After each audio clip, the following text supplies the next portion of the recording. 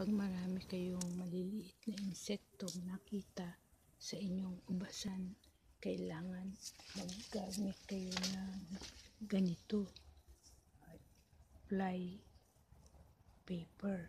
Inahang lang siya para dumikit ang mga langaw. Yan yung kagaya ng nato sa malayo, yung fly paper.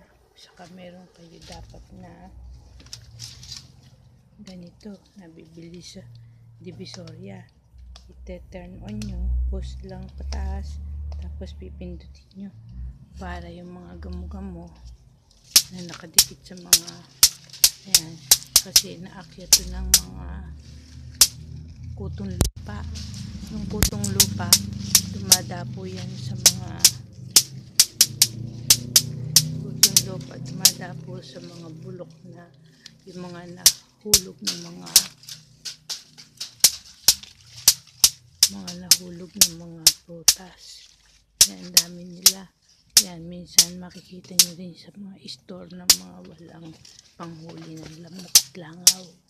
Yan, gagamitan nyo na to kasi pag sobra dilig, yan, nabulok, mabilis nabulok ang mga bunga. Kailangan sapat lang ang pagdidilig. Yun.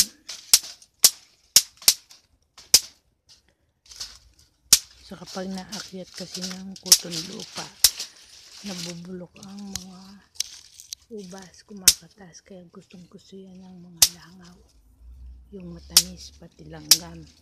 Kaya kailangan pinapanay ang pagbugaw ng langaw. O sige, marami pa akong bubugawin lang mga gamo-gamo para hindi maging langaw. Thank you for watching. See you on my next vlog. Bye. Don't forget to click subscribe. Bye.